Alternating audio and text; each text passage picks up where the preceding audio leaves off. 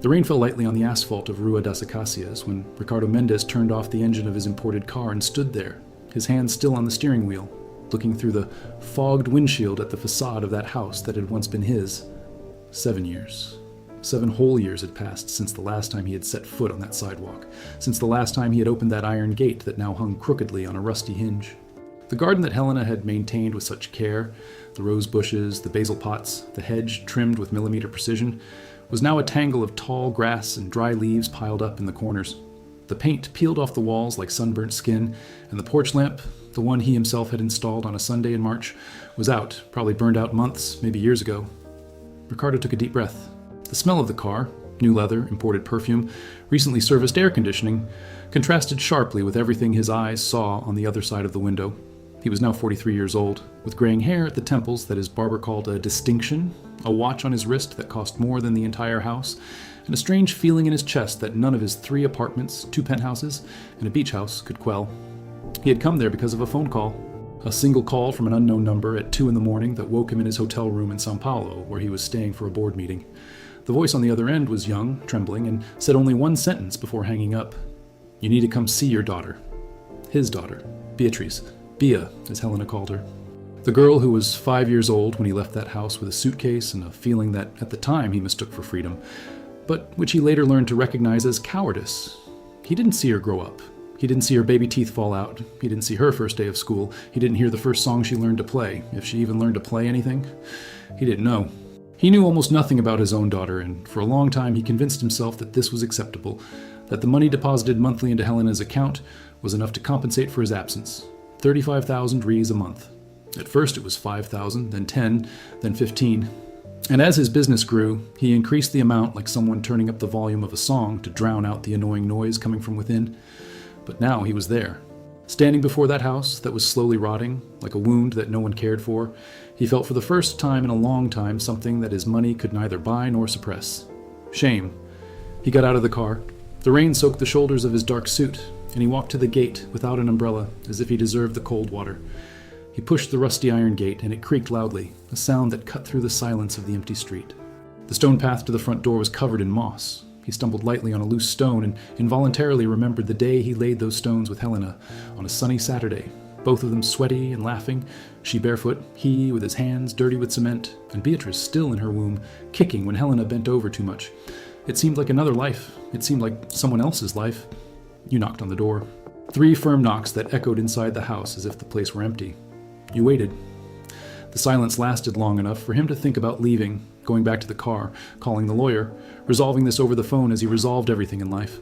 But then he heard footsteps, slow, dragging footsteps, approaching the door with a hesitation he recognized even before seeing the face. The door opened, and Helena appeared. She was different. Not different like the women he frequented at business dinners, whose faces changed with each season thanks to procedures and treatments. Helena was different in the way life makes people different when life is too heavy to bear alone. Her brown hair, which she always wore loose, wavy, smelling of lavender, was now tied in a loose bun, with visible white strands at the roots. Her face was thin, her eyes sunken, with dark circles that weren't from a sleepless night, but from many nights, months, perhaps years of sleep interrupted by worry. She wore an oversized t-shirt and faded sweatpants, and held the door with a hand that trembled slightly, not from cold, but from something Ricardo couldn't name at that moment. She looked at him. She said nothing. She just looked at him with those brown eyes that he once loved more than anything in the world, and then abandoned as if they were a pair of shoes that no longer fit. In her eyes there was no anger, there was no surprise, there was something worse, a resignation so profound that it seemed to have become a permanent part of her face, like a scar that no longer hurts but never disappears. "Helena," he said, and the voice itself sounded strange in his ears, as if it belonged to someone younger, more naive, someone he no longer was. She didn't answer immediately. She opened the door a little wider and took a step to the side, not as an invitation, but as one who removes an obstacle. He entered. The interior of the house was worse than the exterior suggested. The living room, which once had new sofas and carefully chosen curtains, now looked like a museum of a life frozen in time. The same furniture, 7 years older, more worn, sadder. The television was the same, that 32-inch one he thought was too small at the time, and which Helena insisted was sufficient. The bookcase was still there, but many shelves were empty, and those with books displayed spines worn from repeated handling. In the corner of the room, a dining table for 4 had only 2 chairs. The other 2 had disappeared, And Ricardo understood with a pang in his chest that Helena had probably used them for something else or discarded them because two people don't need four chairs, and because empty chairs at a table are silent reminders of someone who has left. "Where is Beatriz?" he asked. Helen walked to the kitchen without answering. He followed her. The kitchen was small, functional, clean despite its wear and tear. On the stove was a pot of soup, and the smell, onion, potato, carrot, filled the air with a simplicity Ricardo hadn't experienced in years. His meals were now in Michelin-starred restaurants, with menus he barely read, dishes he barely tasted, wines he drank more out of habit than pleasure. That vegetable soup in Helena's dented pot smelled of something he couldn't name. Then he understood. It smelled of home. It smelled of belonging.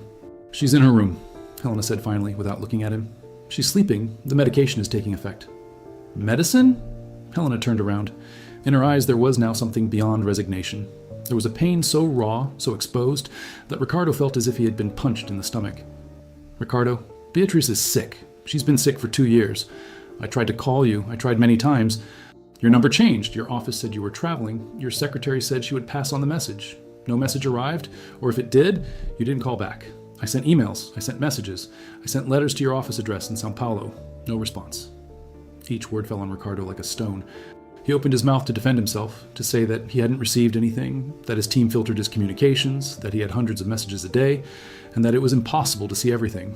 But he realized, before any word came out, that all these explanations were pathetic. They were the excuses of a man who built a financial empire and, at the same time, let everything that really mattered crumble. "What's wrong with her?" he asked, his voice low, almost a whisper. Helena sat down in one of the kitchen chairs and crossed her hands on the table. Her hands were rough, with short, unpainted nails, the hands of a woman who worked too hard and took care of everything alone. "Lupus," she said. "It was diagnosed 2 years ago. At first it was mild, joint pain, fatigue. Then it got worse. Her kidneys were affected. She has hemodialysis 3 times a week. She needs a transplant." Ricardo leaned against the wall. The world he knew, the world of million-dollar contracts, of meetings in New York and Zurich, of helicopters and private drivers, suddenly seemed like a grotesque illusion, a cardboard set carried away by the wind, while reality, the only reality that mattered, was right there in that small kitchen, in that pot of soup, in those rough hands, in that 12-year-old girl sleeping in a room a few meters from him, attached to an illness he didn't even know existed. "Why didn't you use the money?" he asked, and immediately regretted his tone because it sounded like an accusation when it should have sounded like desperation. Helena looked up at him, and for the first time there was a glimpse of something that resembled anger. But it wasn't anger, it was exhaustion. The exhaustion of someone who has already explained too much, asked for too much, fought too hard against a silence that had no answer. "I used it, every penny. The $35,000 a month doesn't even cover half the treatment. Private hemodialysis costs $12,000 per session. That's 3 sessions a week. Do the math, Ricardo. Do the math I do every month when I look at my bank statement and see that it's not going to be enough. I sold the car. I sold the jewelry, the few I had.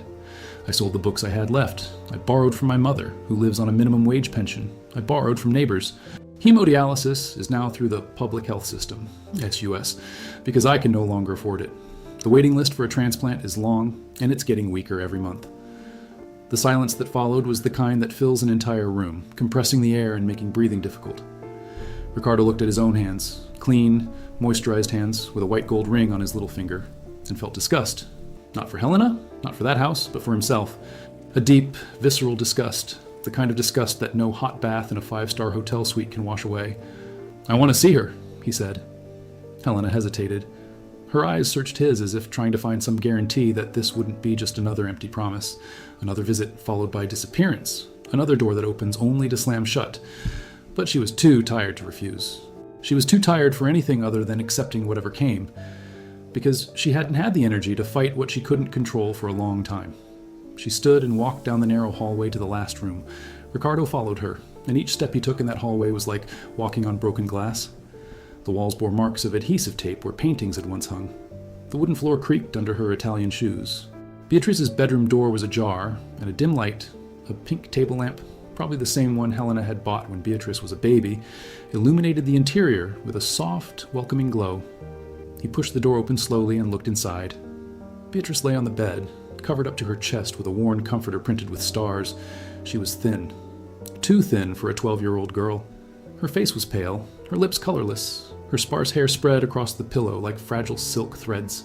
On her arms, needle marks and bruises in different stages of healing, purple, yellowish, greenish, a map of punctures and venous access points that told the story of a body that had been pierced so many times that there were no easy veins left. Beside the bed, on a small table, there was a glass of water, a medicine box with names Ricardo didn't recognize, and an open notebook with pencil drawings. He approached slowly, as one approaches something sacred and fragile, and looked at the notebook. The drawings were simple, made with hesitant strokes, but full of intention. There was a house with a flowery garden, a brown-haired woman watering flowers, and next to the woman, a little girl holding hands with a tall man. Below the drawing, in a childish and trembling handwriting, was written, "My family." And the man in the drawing, the tall man in a suit, with a smile that occupied half his face, was him. Or rather, it was Beatrice's idea of him, an idea constructed from old photographs and stories that Helena probably told so that the girl wouldn't grow up with a void where her father should be. Ricardo felt his legs weaken. He gripped the doorframe and closed his eyes. Behind his eyelids, he saw himself 7 years earlier, leaving that same house with a suitcase of clothes and the arrogant certainty that he deserved more, that Helena was too simple, too small, too predictable for the man he was becoming.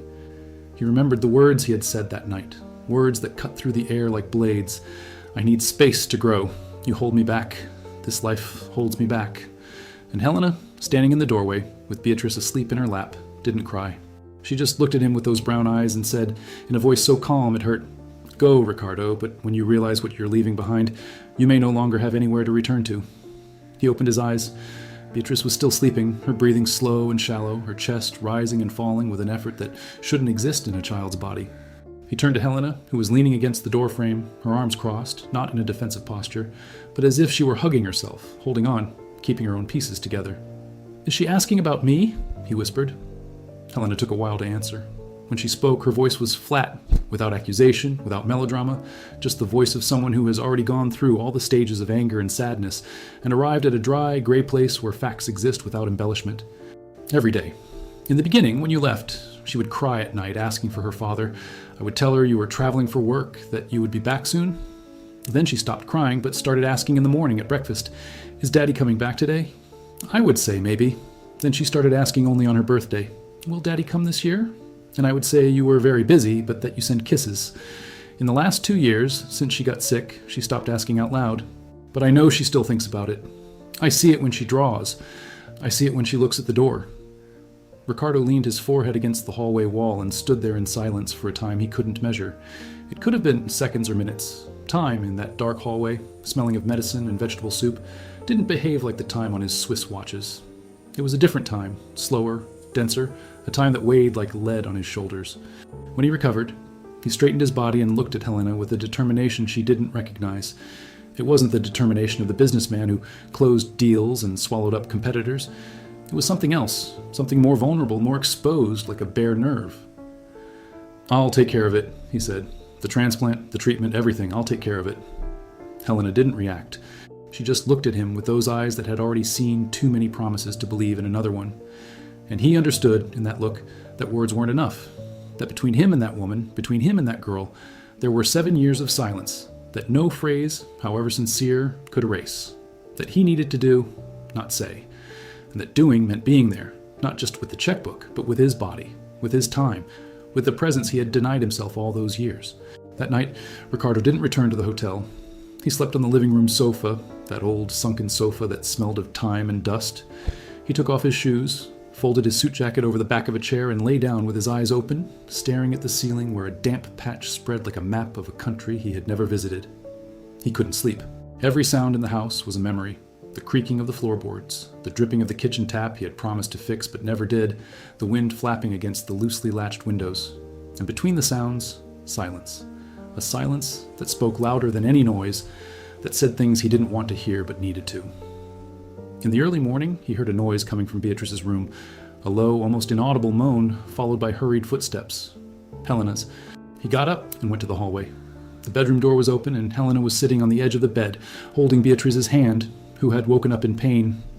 The girl moaned softly, her eyes squeezed shut, and Helena stroked her hair with one hand while preparing medication with the other, the precise and automatic movements of someone who had done this hundreds of times in the dark. "Calm down, my love," Helena whispered. "It will pass. Mommy is here."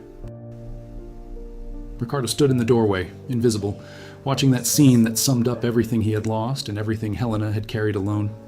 The mother who didn't sleep, the mother who became a nurse in the middle of the night, the mother who held her daughter's pain with the same hands that the next day would make lunch, do the laundry, pay the bills, and face the queue at the public hospital.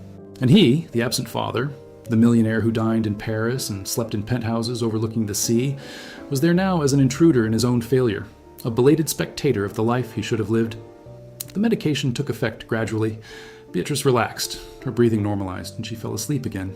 Helena stayed there for a few more minutes, stroking her daughter's hair, and then got up slowly, as if afraid that any sudden movement would undo the fragile tranquility she had just achieved. When she turned to leave the room, she came face to face with Ricardo in the hallway. They looked at each other in the dark. Neither said anything. Helena passed him in silence and went to the kitchen, where he heard her turn on the light and fill the kettle. He followed her. He found her sitting at the table, a mug of tea in her hand, staring at a fixed point on the wall as if there were a window there to another place, another time, another life. "Does this happen every night?" he asked, sitting down in the chair opposite her. "Not every night. Some nights are worse. When the dialysis session is longer, she feels more pain afterward. Sometimes she vomits. Sometimes she has a fever. I sleep with one ear awake." He looked at her. He really looked. Not like the husband who walked out the door 7 years earlier, full of ambition and contempt. He looked like a man who finally sees what has always been there. The silent strength of a woman who never asked for a medal, never posted her pain on social media, never made a scene or caused a scandal. She simply cared. Day after day, night after night, alone, with calloused hands, a broken heart, and a bank account that was never enough. Helena was the kind of person the world ignores because she doesn't make noise, because she doesn't complain, because she solves problems, because she endures, because she holds the world on her shoulders while the world doesn't even realize it's being held. "Helena," he began, his voice catching. He coughed, tried again. "I need to tell you something." She looked up from her mug and waited. "I was the biggest idiot that ever lived." She didn't smile. She didn't agree. She didn't deny it. She just took a sip of tea and said, "I know." And in those two words, "I know," was everything. All the pain and all the anger, all the grief of a marriage that died, of a family that broke apart, of a woman who had to be father and mother and nurse and provider and psychologist and warrior without ever having asked to be any of those things. "I know" was the most loaded phrase Ricardo had ever heard, heavier than any contract, more definitive than any court sentence, because it wasn't an accusation, it was simply a statement of fact. And statements of fact are worse than accusations, because accusations still have the hope of defense, and statements of fact are simply the naked truth, undisguised. They remained silent until dawn. The tea cooled in the mugs, the rain stopped. The first rays of sunlight entered through the kitchen window and illuminated Helena's face, and Ricardo saw, in that gentle golden light, the woman she had always been, even beneath the weariness, the dark circles under her eyes, the rough hands, beautiful. Beautiful not like the women at his business dinners, painted, sculpted, and performative. Beautiful as truth is beautiful, unfiltered, unframed, unpretentious. The next morning, when Beatriz woke up, Ricardo was sitting in the chair next to her bed. He had pulled the chair from the kitchen and sat there, watching her sleep, trying to memorize every detail of the face of the daughter he hadn't seen grow up. The shape of her nose, just like his, the dimple in her chin, just like her paternal grandmother's, the long eyelashes, just like Helena's. When she opened her eyes, she blinked slowly, confused, and looked at the man sitting beside her bed as if she were looking at a photograph that had come to life. "Daddy?" she whispered, and the word came out fragile, hesitant, as if she were afraid that by pronouncing it, the man would disappear. "It's me, Bea." She didn't jump out of bed. She didn't scream with joy. She didn't cry with emotion like in the movie scenes Ricardo had imagined on the way there. She just stared at him, studying his face with a seriousness that didn't match her 12 years. A seriousness that came from a place of pain and abandonment and wounded hope that children shouldn't know. "Did you come to visit me?" she asked. "I came to stay," he replied, without thinking, without planning, and in saying that he realized it was true. Not a strategic truth like the truths he dispensed in meeting rooms. A truth that came from a place inside him that he thought had dried up, died, disappeared under layers of money and arrogance and distance. But it hadn't. It was there, alive, pulsating, aching like an old wound that never healed because it was never cleaned. Beatriz continued looking at him. Then, slowly, she extended her thin hand, full of needle marks, and touched his face. Her fingers were cold and light as feathers, and they traced the outline of his jaw, his nose, his eyebrows, as if she were checking if he was real. "You have a beard," she said. He smiled, a small, wet smile that trembled at the corners of his mouth. I didn't have time to do it." "Mom said you had a beard when you two were dating?" I used to. She said it looked nice. He couldn't answer. His throat closed up, and he just nodded while holding his daughter's hand in his own, that small, cold, pierced hand, and promised himself, not to her, not to Helena, not to the world, but to himself, that from then on he would do things differently. Not because it was easy, not because he knew how, but because that hand in his was the most real thing he had held in 7 years. The next day, Ricardo took Beatriz to her hemodialysis session. Helena didn't want him to go, not out of contempt, but to protect her. "You're not used to it," she said, adjusting Beatriz's bag with her medication, a water bottle, and a light snack. "It's hard to watch." But he insisted. He needed to see. He needed to understand what that child went through 3 times a week, while he drank espresso in meeting rooms with marble floors. The clinic was in the city center in an old building with a slow elevator and narrow corridors that smelled of alcohol and waiting. In the hemodialysis room, there were 6 reclining chairs in a row, each with a machine beside it emitting a constant rhythmic hum. 4 chairs were occupied, an elderly gentleman reading a newspaper with trembling hands, a young woman listening to music with headphones and staring at the ceiling, a teenager sleeping with his mouth open, and a woman crocheting with impressive skill despite the IV line in her arm. Beatriz sat in her usual chair, the farm chair, with the naturalness of someone who knows a place so well that she no longer needs to think to get comfortable. The nurse prepared the vascular access. Ricardo watched standing leaning against the wall, trying to keep a neutral face while inside everything crumbled. The needle was thick. Beatriz's vein, already marked by hundreds of punctures, resisted on the first attempt. The nurse apologized, adjusted it, tried again. Beatriz didn't complain, nor did she groan. She just looked at the wall with an expression so adult, so resigned, so accustomed that it hurt more than any cry of pain would have hurt.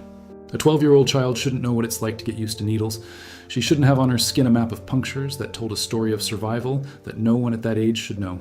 The session lasted 4 hours. 4 hours in which Beatriz's blood left her body, passed through the machine that did the work her kidneys could no longer do, and returned clean. Ricardo sat there for the entire 4 hours, in a plastic chair next to his daughter's armchair, not knowing what to say, not knowing how to act, feeling enormous and useless in that small space. Beatriz, noticing his discomfort, tried to help him in her own way. She opened her sketchbook and began to draw, and from time to time showed him what she was doing, explaining each detail as if he were the student and she the teacher. And he, the man who led meeting rooms with dozens of executives, allowed himself to be guided by a 12-year-old girl connected to a hemodialysis machine, and learned more in those 4 hours than in 7 years of business dinners. On the way home in the car, Beatriz fell asleep in the back seat. Ricardo drove slowly, glancing in the rearview mirror at his daughter's pale face, and felt an urgency that had nothing to do with contract deadlines or quarterly targets. It was the urgency of someone who realizes that time is finite, that life is fragile, that every minute wasted away from those who matter is a minute that will never return, and he had wasted millions of minutes. Helen was waiting at the door when they arrived. She helped Beatriz inside, gave her snack, put her to bed, and then went back to the kitchen where Ricardo was sitting with his elbows on the table and his head in his hands. "Now you see," she said, without cruelty, without satisfaction, just as a statement of fact. "Now I see. It's like this 3 times a week, sometimes 4 when she has a crisis, sometimes in the middle of the night when we rush to the emergency room because her blood pressure has risen or her fever won't go down. It's been like this for 2 years, Ricardo, 730 days. He raised his head and looked at her, and what he saw was not an accusation. It was the truth. Just the truth. The naked truth of a woman who did the impossible for 730 days straight without anyone seeing her, thanking her, or helping her. The days that followed were the most difficult and the most truthful of Ricardo Mendes' life. He canceled meetings, he postponed trips, he delegated business that he had previously insisted on personally overseeing. His partner, Fabio, called, alarmed, "Ricardo, what's happening? You never take vacations." And he replied, "It's not a vacation.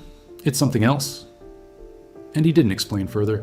He didn't know how to explain that he was sleeping on an old sofa, eating vegetable soup, and spending his afternoons sitting next to a 12-year-old girl who drew houses with gardens while waiting for the time to go for dialysis. He hired the best doctors. He scheduled appointments at leading hospitals. He brought in specialists from Sao Paulo and Rio de Janeiro to evaluate Beatriz. He paid for tests that the public health system, SUS, would take months to schedule. But the money, which he had always used as a tool to solve everything, found its limit for the first time. Beatriz needed a compatible kidney donor, and compatibility cannot be bought. It cannot be negotiated. It cannot be acquired with a bank transfer. He took the test. The result came in 3 days, compatible. His kidneys were compatible with Beatriz's. And when the doctor told him this, in a white aseptic office at a private hospital, Ricardo felt something he hadn't felt since Beatriz's birth, the irrational and absolute certainty that there was something more important in the world than himself. "I want to be the donor," he told the doctor without hesitation. The doctor explained the risks, the procedures, the recovery time. Ricardo listened attentively, mentally signing each line of each risk, as if signing the most important contract of his life. Because it was the most important contract. The only contract that truly mattered in his entire career of contracts. When he told Helena, she looked at him with an expression he had never seen on her face. It wasn't gratitude, it wasn't relief. It was something more complex, deeper, as if she were seeing, for the first time in 7 years, the man she had known before he lost himself in his own success. The man who laid stones in the garden on a sunny Saturday. The man who assembled cribs in the early morning hours while reading instruction manuals. The man who sang off-key songs to her belly when Beatriz was still just a kick inside her womb. "Are you sure?" she asked. "Absolute. It's major surgery, Ricardo. You'll be recovering for weeks.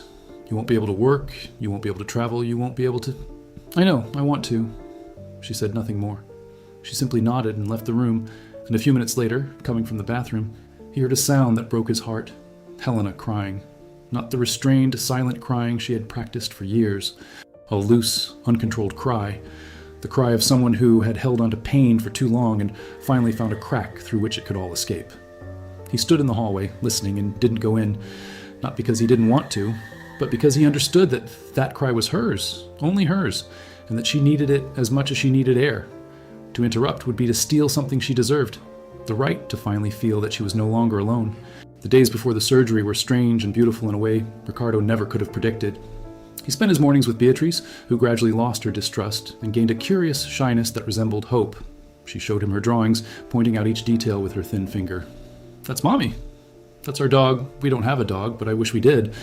That's me, but without the marks on my arm, because in the drawing I'm healthy." Oh, and Ricardo looked at each drawing as if it were a masterpiece, because it was. It was the masterpiece of a girl drawing the world she wanted to have, because the world she had was made of needles and hospitals and waiting. In the afternoons, while Beatriz rested, he made small repairs around the house. He fixed the kitchen faucet, he changed the porch light bulb, he cut the weeds in the garden, he sanded and painted the iron gate. He did everything with his own hands, which were unaccustomed to physical labor and which, at the end of the day, burned and blistered, but which he looked at with more pride than he had ever felt when signing a multi-million-dollar contract. Helena watched from afar without commenting, but he noticed that she watered the porch pots that had previously been dry, that she cooked a little extra for dinner, that sometimes, when he wasn't looking, she sketched something at the corners of her mouth that could, perhaps, with a great deal of goodwill, be called a smile. One night, after Beatriz had fallen asleep, they sat on the porch. The new lamp illuminated the partially restored garden, and the air smelled of damp earth because Helena had watered the plants at dusk. They sat in silence, side by side, in the plastic chairs he had bought at the corner supermarket because the old porch chairs were broken. And there, in that silence, something happened that neither of them had planned and neither of them had prevented. Helena rested her head on his shoulder. It was a small, almost involuntary movement, like the body of someone too tired to maintain their posture and simply succumbing to gravity. But Ricardo felt that weight on his shoulder as if it were the weight of the whole world, and at the same time, paradoxically, he felt lighter than he had felt in years. He didn't move, he didn't speak, he didn't try to transform the moment into something it wasn't. He just stood there, with Helena's head on his shoulder, looking at the garden that was coming back to life, listening to the crickets and her breathing, and he thought, this is it. This is what matters. Not the planes, not the hotels, not the contracts, not the name plastered in business magazines. This balcony, this silence, this woman on my shoulder, this little girl sleeping inside. This is what I should have protected. This is what I abandoned. And now, perhaps, if the universe is generous enough to grant second chances to men who don't deserve them, perhaps I can recover something of what I lost. Not everything. Everything is impossible. 7 years can't be recovered. But something. A piece. A beginning. The surgery was scheduled for a Wednesday in October. The day before, Ricardo did something no one on his business team had ever seen him do. He sat on the edge of Beatriz's bed and read to her. He read a book he found on the living room shelf, a children's novel about a girl who traveled among the stars, and he read in a calm, imperfect voice, stumbling over the words like a father who had never read to his daughter before. Beatriz listened with wide, attentive eyes, and when he stopped at a chapter to ask if she wanted him to continue, she said, "Continue, Dad. I like your voice." And he continued. He read until she fell asleep, and then he read some more, just to himself, there in her room, in the chair beside the bed, with the book open on his lap and tears silently streaming down his face. Helena appeared at the door. She saw the tears. She said nothing. She simply entered, took a blanket from the closet and placed it over Ricardo's shoulders, as if he were a cold child. The gesture was so simple and so immense at the same time that he closed his eyes and let the tears fall without shame, without pretense, without anything but the pure and raw emotion of a man who finally understood what he had done and what he needed to do. On the morning of the surgery, Ricardo woke up early. Helena was already up, preparing Beatriz's things for the hospital. The backpack with clean clothes, the medical documents, the sketchbook Beatriz carried everywhere, a pack of colored pencils. He watched Helena do all this with the silent efficiency of someone who had done it so many times that the gestures were automatic, and he felt such great admiration that it hurt. She was, he realized now with a clarity that embarrassed him, the strongest person he had ever known. Not strong like the tough businessmen he admired on magazine covers. Truly strong. Strong in the way he described it. Strong in the dark, alone, without an audience, without reward, without anyone to say, "You're doing well." "Helena," he said, and she looked at him with her hands full of documents and baby clothes. "Thank you." She tilted her head, confused. "Why?" "For taking care of her. For being everything I wasn't. For not giving up." Helena stood still for a moment, the documents pressed against her chest, her eyes shining in that way he knew, the way they shone before the tears. But she didn't cry. She simply said in a firm voice that trembled only at the edges, "I didn't do it for you. I did it for her. I did it because she's my daughter and I love her more than I love anything in this world, including myself. And I would do it all again, exactly the same, without changing a single thing." And Ricardo understood, there in that kitchen full of documents and hospital bags, that this was true love. Not the love of movies, novels, or poems. Real love, dirty, tired, every day, made of diaper changes at 3 a.m. and reheated soups and sleepless nights and hospital queues and constant fear. The love that doesn't ask for applause because it's too busy working. In the hospital, everything was white and cold and smelled of disinfectant. Beatriz was taken to the preparation room first, and Ricardo stayed in the waiting room with Helena. They sat side by side in blue plastic chairs, and she held Beatriz's sketchbook in her lap, as if it were a sacred object. Around them, other families waited. Worried faces, nervous hands, whispered prayers. Ricardo had never been in a public hospital before. He had never sat in a blue plastic chair waiting for anything. In his life, things happened when he wanted them to, where he wanted them to, at the speed he determined. But there, in that waiting room, he was just another frightened father among other frightened fathers, and the money in his pocket made no difference whatsoever. "I'm scared," Helena said suddenly, without looking at him. Ricardo turned to her. It was the first time she had admitted to being afraid. In all the weeks he had been there, she had never shown weakness, never wavered, never said, "I can't take it anymore," or "I'm scared," or "Help me." She simply did what needed to be done, always, without complaining, without stopping, without hesitating. And now, on the eve of the surgery that could save her daughter in the blue plastic chair of a hospital, she admitted to being afraid. And this was, in some way, the greatest act of trust she had offered him in 7 years, the trust of being vulnerable in front of him. He reached out and took her hand. He didn't pull it, he didn't squeeze. He simply placed his hand over hers and left it there, warm and firm and present. "Me too," he said. And they stood there, holding hands in silence, waiting. The surgery lasted 6 hours. 6 hours during which Ricardo lay under anesthesia on an operating table, while doctors removed one of his kidneys, that organ he never thought about, never appreciated, never knew was the most valuable gift he could give, and transplanted it into his daughter's body. Helena waited the 6 hours alone in the waiting room because her mother, Dona Marlene, only managed to arrive at the hospital in the afternoon, coming by bus from a neighboring town with a bag of homemade cheese bread and her eyes red from crying and the journey. When the surgeon came out to give them an update, Helena stood up so quickly that the plastic chair tipped backward and hit the floor with a thud that echoed throughout the room. The doctor smiled, a tired, sweaty, but genuine smile, and said, "Everything went well. They're both in post-operative care. The kidney is functioning." Helena brought her hands to her face. Dona Marlene hugged her daughter, and there, in the middle of that public hospital waiting room, surrounded by blue plastic chairs and unfamiliar families, Helena cried for the second time since Ricardo returned. But this time, it wasn't the cry of someone finally releasing the pain. It was the cry of someone finally finding relief. Ricardo awoke from the anesthesia, slowly, like someone emerging from a dark, deep lake. The first things he noticed were the pain in his side. Intense, throbbing, but strangely welcome, because it was proof that something had been done, and a hand holding his. He turned his head with effort and saw Helena sitting beside the bed, her eyes swollen and red, holding his hand with both of hers. "It worked," she said. "Bea is fine. Her kidney is functioning." He closed his eyes and smiled. and the smile hurt because of the anesthesia and the tubes and everything, but it was the genuinest smile his face had shown in many years. "Is she awake yet?" he asked, his voice slurred. "Not yet, but the doctor said the signs are good." He squeezed Helena's hand, or tried to, because his strength was weak, and the gesture came out feeble, almost imperceptible, but she felt it. She felt it and reciprocated, squeezing his hand with that strength she always possessed, and which he, blinded by his own ambition, never knew how to recognize. Beatrice's recovery was slow but steady. The new kidney began working in the first few days, and each test showing improvement was a small victory that lit up Helena's face in a way Ricardo hadn't seen in a long time. Beatrice, in turn, was slowly returning to the world of the living, or to a world where living wasn't a constant struggle against her own fragility. Color returned to her cheeks, her eyes regained their sparkle, her lips recovered a rosy hue he hadn't known was missing until he saw it again. She was still weak, still needed rest, medication, and monitoring, but there was something different about her now, something the doctors called good progress, and that Ricardo silently called a miracle. He stayed at the hospital throughout Beatrice's stay, even though his own discharge had been days before. He slept on the ward sofa, ate in the hospital cafeteria, wore the same clothes 2 days in a row, something his former self would never accept. His partner Fabio called daily with company updates, and Ricardo listened with an attention that had once been total, but was now divided between the financial market figures and the numbers that truly mattered. Beatrice's creatinine level, her blood pressure, her urine output. For the first time in his life, the balance sheet he studied most closely wasn't that of a company, but that of a 12-year-old body struggling to recover. There was one night in the ward when Ricardo couldn't sleep. Beatrice was fast asleep under the effects of painkillers, and Helena was dozing in a chair beside the bed, her head tilted to the side at an angle that would surely leave her neck aching by morning. Ricardo got up from the sofa and went out into the hallway.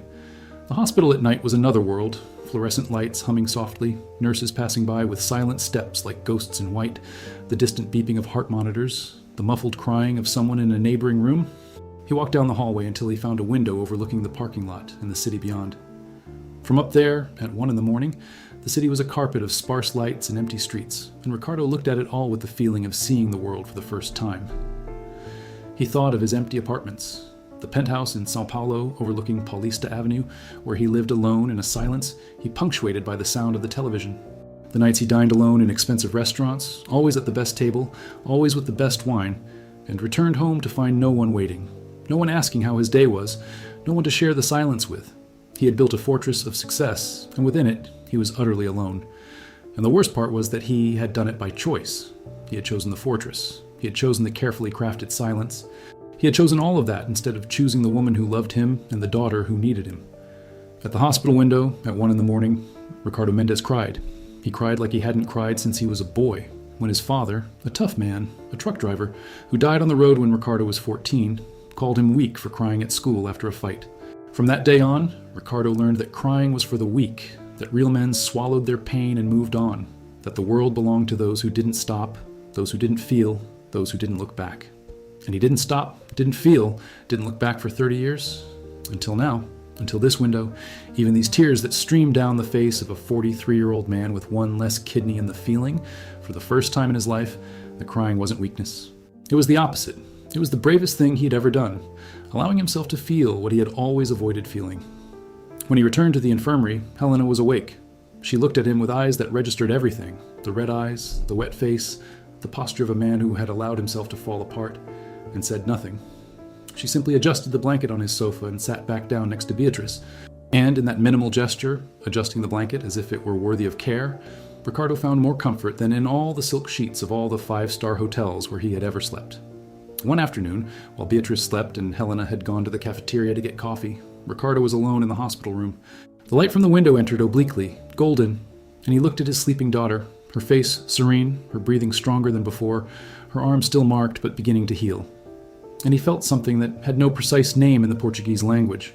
It wasn't happiness, because happiness is too light for what he felt.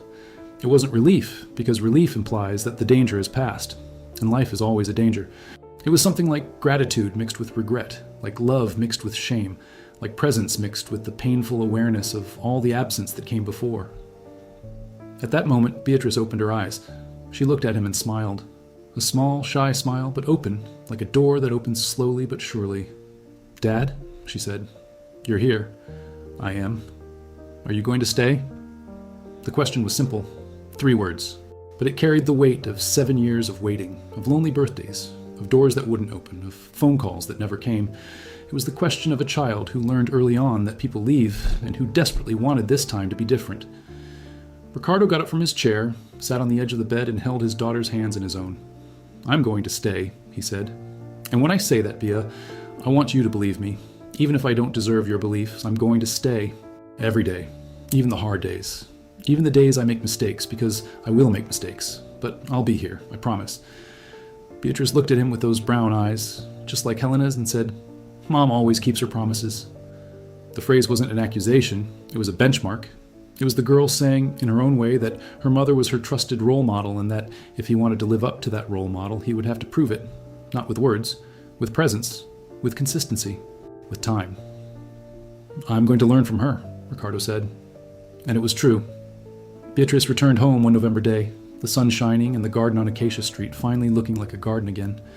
Ricardo had planted rose bushes in the previous weeks, not the sophisticated rose bushes a landscaper would choose, but simple seedlings bought at the city nursery, planted with the clumsy hands of a man relearning how to do simple things. Helena had watered the seedlings every day in his absence, and when they arrived home from the hospital, 2 of them had closed buds, ready to open. Beatriz entered the house slowly, leaning on her father's arm, and looked around with new eyes. Not because the house had changed drastically. It was the same house as always, with the same rooms, the same old furniture, the same 32-inch television. But something was different. The walls had been painted. The tap no longer dripped. The porch lamp shone. The gate didn't creak. And at the dining table there were 4 chairs. 4. Ricardo had bought 2 new chairs, not identical to the old ones, but similar enough to complete the set. Beatriz looked at the 4 chairs and then at her father, and he saw in her eyes something that completely disarmed him. Hope. Not the cautious and wounded hope she carried before. A new hope, fragile as a rosebush seedling, but alive. Alive and trying to grow. The following months were a time of rebuilding. Not the glamorous rebuilding of movies, with soundtracks and quick montages showing smiles and hugs. The real, slow rebuilding, made of small gestures repeated until they became habit. Ricardo would wake up early and prepare breakfast. Bad coffee at first, because he didn't know how to measure the grounds, and burnt toast, because he didn't know the temperament of Helena's old toaster. But he would wake up, every day, and being there in the kitchen at 6:30 in the morning, with a borrowed apron and his hands smelling of butter, was more meaningful than any board meeting he had ever attended. Beatriz returned to school in February, still taking medication, still needing regular medical checkups, but with an energy she hadn't had in 2 years. She made friends. She discovered she liked biology. She began drawing not only houses and gardens, but also human bodies, kidneys, hearts, lungs, with a precision and interest that her science teacher said was impressive for her age. She says she wants to be a doctor, the teacher told Helena at a parent-teacher meeting. And Helena smiled in that way she smiled now, a smile that began in her eyes before reaching her mouth, as if joy first needed to be felt inside before being shown outside. Ricardo sold his possessions little by little. Not all of them. Not all at once. But systematically, with the meticulousness of someone dismantling a house of cards without knocking over the table. He sold his penthouse in Sao Paulo, he sold his apartment in Miami, he sold his imported car and bought a used one, comfortable but modest, that fit in the garage of his house on Rua das Acacias. He kept the company but distanced himself from day-to-day operations, delegating most decisions to his partner and retaining only the role of consultant for himself. His friends, or the people he thought were friends, didn't understand. "You've gone mad," one of them said at a dinner. "You're throwing everything away." And Ricardo looked at him with a newfound calm and replied, "I'm not throwing it away. I'm taking it back." The process with Helena was the most difficult. More difficult than the surgery, more difficult than selling the properties, more difficult than any corporate merger negotiation. Because Helena wasn't a company he could acquire with a generous offer. She was a woman with scars, with memories, with a trust that had been broken and rebuilt so many times that the seams were visible. She let him stay. She let him cook, fix things, take Beatriz to school. But she maintained a distance, not cold, but cautious, like someone walking on a frozen lake without knowing if the ice will hold. He didn't force it. He didn't pressure her. He didn't send flowers or make grand declarations. He simply stayed, day after day, week after week, month after month. He stayed when the plumbing burst and the kitchen flooded. He stayed when Beatriz had a kidney rejection crisis and needed to be hospitalized again for 2 weeks. He stayed when Helena received the news that Dona Marlene had suffered a stroke and needed to rush to her mother's city, leaving Beatriz with him. And he took care of her, alone, for 4 days, giving her medication at the right times, taking her to appointments, making vegetable soup in a dented pot, reading the book about the girl who traveled among the stars before bed. When Helena returned and found the house clean, Beatriz healthy, and Ricardo asleep on the sofa with the book open on his chest, she stood in the doorway for a long moment. He didn't know she stood there, watching him sleep, her eyes brimming with tears and something in her chest that felt like the slow thaw of a winter that had lasted too long.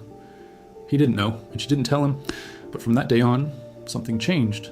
Nothing big, nothing declared, just small things. She started serving him coffee in the morning instead of letting him serve himself. She began to sit closer to him on the sofa when they watched television at night. She laughed at his jokes, which weren't good, but she laughed anyway, with a low, restrained laugh that was the most beautiful sound he had ever heard. One June night, it was raining again. Beatriz had gone to bed early, tired from a busy day at school, and Ricardo and Helena were on the balcony as they did almost every night. The rain drummed on the roof and trickled down the eaves, and the garden smelled of earth and roses that had finally bloomed. Red flowers, imperfect, with uneven petals and crooked thorns, but alive, intensely alive. Helena looked at the roses with an expression that Ricardo couldn't immediately decipher. Then she said, almost to herself, "Do you remember when you planted the first rose bushes? When we moved here?" He remembered. He remembered with a painful clarity. "I remember. You said that a house without a garden was a house without a soul." "I believe that. And now?" She was silent for a moment, looking at the roses in the rain. Then she said, "Now I think a house without the right people is a house without a soul. The garden is beautiful, but I survived 7 years with tall grass and no flowers. What I couldn't stand was the silence." He turned to her. She wasn't looking at him, but at the roses, and the light from the balcony illuminated the profile of her face, the lines that time had drawn, the hair that now had more white strands than brown, the lips that were slightly curved in a half smile that was both sad and beautiful. "I'm sorry," he said. And it wasn't the first time he'd said it. He'd said it many times in the first few days, in the first few weeks, but this time the words had a different weight, because they came after months of presence, of action, of proof. They were no longer the empty excuses of a repentant man. They were the words of a man who had demonstrated day after day that his repentance was real. Helena turned to him. She looked him in the eyes with that look he'd known since he was 20, when he first saw her in line at a bookstore, holding a book of poetry and wearing a white cotton dress he'd never forgotten. That look that said more than any words could. That said, "I know you. I knew you before. I knew you when you were simple and good and true. And then I lost you to something I didn't understand. And perhaps you didn't understand either. And now you're here again. And I want to believe, and I'm afraid to believe, and at the same time I'm tired of being afraid." "Ricardo," she said, her voice so low it was almost lost in the rain, "I don't know if I can forgive you completely. Maybe I never will. Maybe there are things we don't forgive, but learn to carry in a different way. But I know one thing." "What?" "I know that the man sitting here with me now, on this porch looking at these roses, after giving a kidney to our daughter and sleeping on an old couch for months and burning toast every single day, that man is the man I loved. And if he stays, if he really stays, maybe I cannot forgive, but start over.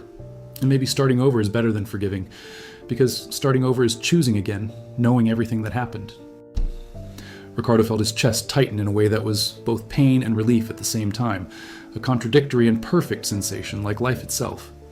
He reached out his hand to her slowly, like someone reaching for something precious that might recoil at the slightest sudden movement. And she, after a moment of hesitation so brief it almost didn't exist, placed her hand in his. They stood there, hand in hand, watching the rain fall on the roses, and the silence between them was no longer the silence of 7 years of abandonment. It was a different silence, a full, dense, inhabited silence. The silence of two people who had lost each other and found each other, and who now, sitting side by side on a leaky balcony, were deciding, together, slowly, with fear and courage at the same time, that perhaps, it was worth trying again. The rain continued to fall. The roses remained in bloom, and at some point, without either of them noticing the time, Helena rested her head on Ricardo's shoulder again, just like that first night, and he rested his head on hers. And they stayed like that, two tired and imperfect bodies leaning on each other, supporting each other against gravity and against time and against everything they had done and failed to do. It wasn't a movie ending. There was no music playing in the background. There was no applause. There was only the rain and the roses and their clasped hands and the breath of two human beings who were learning, little by little, that love isn't the shiny, spectacular thing people sell. Love is the soup in the pot. It's the light bulb changed. It's the outstretched hand in the dark. It's staying. Months turned into a year the first full year Ricardo spent at the house on Acacia Street since he left, Beatriz turned 13 with a party in the backyard. A simple party, with homemade cake and balloons that Ricardo filled with his lungs because the air pump wasn't working. And he got dizzy, and everyone laughed, and he laughed too, and that laugh, that awkward laugh in the backyard, was the most important sound he had ever made in his life. At the party there were 6 children from Beatriz's school: Helena's mother, Donna Marlene, already recovered from her stroke, slower in her movements but with eyes still lively and vigilant, and 2 neighbors, whom Helena had invited more out of politeness than familiarity. The table was a wooden board supported by trestles, covered with a checkered tablecloth, and there were brigadeiros, Brazilian chocolate fudge balls, made by Helena, a chocolate cake with an uneven frosting that Ricardo had helped make and which ended up crooked but delicious, and a plate of pão de queijo, Brazilian cheese bread, that Donna Marlene had brought by bus, wrapped in an embroidered dish towel. There was no DJ, no themed decorations, no party entertainer. There were only people around a table, eating crooked cake and laughing at simple jokes, and Beatriz at the center of it all, her mouth smeared with chocolate and her eyes shining with a happiness that needed no adornment. At one point during the party, Ricardo noticed Helena watching him from across the yard. She was leaning against the wall, a glass of juice in her hand, looking at him with an expression he struggled to decipher. It wasn't longing, although there was longing there. It wasn't love, although there was love there too. It was recognition. The silent recognition that this man with icing-stained hands, a half-deflated balloon in his hand, and a chocolate-stained shirt was the man most like the Ricardo she had loved 20 years before. And that perhaps, just perhaps, this man had never truly disappeared. Perhaps he had only hidden beneath layers of ambition, fear, and loneliness, waiting for someone or something to bring him back to the surface. Beatriz was doing well. Tests showed that her kidney was functioning normally. She was growing, gaining weight, and had energy. She ran in the yard. She argued with her mother about bedtime. She complained about school. She threw tantrums about food. All the normal things a 13-year-old girl does, and which, for Ricardo, were extraordinary because they meant she was alive, healthy, and present. She still drew. But the drawings had changed. The house now had details, curtains on the windows, smoke coming from the chimney, a cat on the wall that was based on the neighbor's cat. The brown-haired woman now had white strands, like the real Helena, and the man next to her no longer wore a suit. He wore a t-shirt and an apron, and his hands were dirty with soil, as if he had just planted something. And below the drawing, in the same handwriting, now firmer and more beautiful, it was still written, "My family." But there was a difference. A difference that Ricardo noticed one day when he picked up Beatriz's notebook to admire the drawings while she was at school. In the old drawing, the first one he saw that night when he arrived and found his daughter sleeping, the man in the drawing was large, distant, almost separate from the rest of the scene, like a figure pasted there later, an addendum, a belated addition. In the new drawing, the man was in the center, not bigger than the others, not more important, just there, connected, part of the whole. And between the man's hand and the girl's hand, Beatriz had drawn something that didn't exist in the old drawing, a thin, continuous line that connected the two. It wasn't a clasped hand. It was more than that. It was a thread, a link, something that united them. Ricardo slowly closed the notebook and placed it back on Beatriz's desk. He left the room, went to the kitchen, where Helena was washing dishes with her hands soaked in foam, and stood in the doorway, looking at her from behind, her hair tied back, her shoulders still bearing the weight of everything, but now seeming a little lighter, a little less hunched, as if the burden had been divided and therefore lessened. She felt his gaze and turned around. She had foam on her hands and a curious expression on her face. "What?" she asked. He smiled. Not the broad, rehearsed smile of a businessman, a small, crooked, genuine smile that started at the corner of his mouth and went up to his eyes. "Nothing," he said. "I'm just looking." She turned back to the dishes, but he saw in the reflection of the window above the sink that she was smiling too, a smile that mirrored his own, small, crooked, genuine.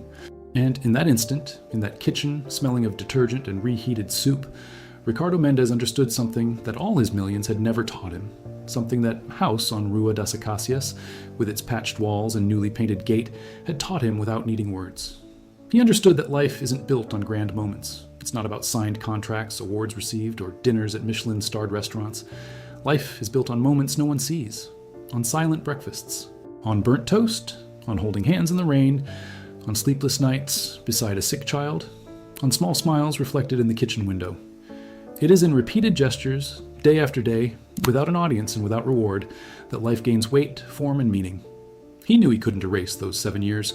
He knew Helena bore scars he had caused, and that no gesture, however sincere, could completely erase them. He knew Beatriz would grow up with the memory of a father who wasn't there when he should have been, and that this memory, even softened by the present, would never be completely eliminated. He knew that he himself would carry, for the rest of his life, the shame of having confused ambition with freedom and money with worth. But he also knew that he was there, now, in the morning, at the cafe, in the afternoon, at the school gate, at night, on the balcony with Helena, at Beatrice's doctor's appointments, at parent-teacher meetings, on trips to the supermarket, in arguments about who forgot to buy milk, on lazy Sundays when Beatrice slept late and he and Helena drank coffee looking at the garden and didn't say anything because they didn't need to. He was there, staying. And to stay, he learned, is the most difficult and most beautiful verb in the whole language. There were small rituals that arose without anyone planning them. On Sunday mornings, Ricardo would go to the corner bakery and buy fresh bread, that crusty salt bread that Helena liked and that Beatrice ate with butter and a thick slice of cheese. He would walk slowly back down Acacia Street with the bag of bread under his arm, greeting neighbors who gradually began to recognize him, not as the husband who had left, but as the man who had returned. Donna Aparecida, the neighbor across the street who for 7 years had looked at Helena's house with pity and at Ricardo with resentment, began to greet him. So Joaquim, a retiree who spent his afternoons sitting on the sidewalk in front of his house, began to call him over to talk about soccer, a subject Ricardo had never followed, but now listened to with genuine interest, because listening to ordinary people talk about ordinary things was a luxury he didn't know he needed. On Wednesdays, the day Beatrice didn't have afternoon classes, the two of them would sit in the backyard and she would teach him the names of the plants Helena grew. He discovered that he couldn't tell a hydrangea from an azalea, that he had never noticed that basil leaves have a different scent when crushed between the fingers, that ants make trails with an organization that would put any company to shame. Beatriz explained everything with the patience of someone teaching something obvious to someone who should already know, and he learned with the humility of someone who finally understood that the most important things in life are those that fit in a backyard. One December night, almost a year and a half after returning, Ricardo was on the balcony when Beatriz appeared in her pajamas with her sketchbook in hand. "Dad, I finished a new drawing. Do you want to see it?" He reached out his hand and she handed him the notebook, open to a page he had never seen before. The drawing was unlike any other. It wasn't a house. It wasn't a family. It was a kidney.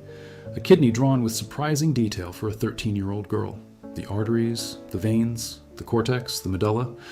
And around the kidney, instead of a body, there were flowers. Red roses, just like those in the garden. And underneath, in handwriting that was no longer childish but still trembled slightly at the corners, it was written, "My father's gift." Ricardo stared at the drawing for a long time. The roses around the kidney. The organ he gave her, which now lived inside her, pumping, filtering, working silently, keeping her alive. The gift. Not the gift wrapped in shiny paper that he sent by express mail on birthdays he missed. The real gift. The one given from within. "It looks beautiful, Bea," he said, his voice breaking. "My science teacher said I drew it perfectly. She said I have a talent for biology." "You have a talent for everything." Beatrice smiled, that smile that was becoming more and more frequent and wider, and sat down in the chair next to him. "Good? Try? Thanks. Why, daughter?" She looked at him with Helena's brown eyes, and in those eyes there was something he recognized because he felt it too. Love. Not the conditional and cautious love of the first few weeks. Real love. The kind that hurts when it squeezes and eases when it arrives. The kind that can't be bought, negotiated, or inherited. The kind that is built day after day, gesture after gesture, presence after presence. The kind he almost lost forever, and that now, by some incomprehensible grace of the universe, was there, sitting beside him in a plastic chair, in pajamas, with a sketchbook and a kidney that had once been his. "Because I stayed," she said.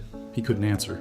He put his arm around his daughter's shoulders and pulled her close, and she rested her head on his chest, and they stayed there, father and daughter, on the balcony of Acacia Street, under a December sky full of stars, listening to the crickets and the distant sound of a television in the neighbor's house. And the world was immense and complicated and full of pain. But in that tiny piece of him, on that balcony, in that chair, in that embrace, everything was, finally, where it should be. Helena appeared at the balcony door with 3 mugs of tea. She stopped at the sight, her husband and daughter embracing, the sketchbook open in her lap, and stood there for a moment, balancing the mugs and feeling in her chest something she thought she would never feel again. Fullness. Not the perfect, unreal fullness of fairy tales. The imperfect possible fullness of real life. The fullness of someone who has lost much and recovered something. Not everything. Something. And she learned that something, when it is true, is more than enough. She approached, handed over the mugs, and sat in the third chair. Beatrice settled between the two, like an anchor that keeps 2 boats together in the same bay. The tea steamed, the stars twinkled, the roses in the garden invisible in the darkness, perfumed the air with a discreet sweetness. Nobody said anything. And in the silence of that porch, on that ordinary December night, in that simple house on a simple street in an ordinary city, something extraordinary was happening, though none of the three knew how to name it. It was the sound of a family rebuilding itself. Not as it was before. That would be impossible and undesirable, because what was before was too fragile to last. But as something new. Something that knew pain and yet chose presence. Something that knew abandonment and yet chose permanence. Something that knew betrayal and yet chose to try. And maybe that was it in the end. Maybe life wasn't about avoiding pain, but about what you do after it. Maybe love wasn't about never failing, but about coming back after failing. Maybe family wasn't about perfection, but about choice. The daily, repeated, tiring, and beautiful choice to stay, to be present, to exist. Ricardo looked at Helena over Beatriz's head. Helena looked at him. And in that exchanged glance, on that leaky balcony, there was something that 7 years of absence had failed to kill, and that presence slowly and patiently was bringing back to life. It wasn't the end. It was the beginning.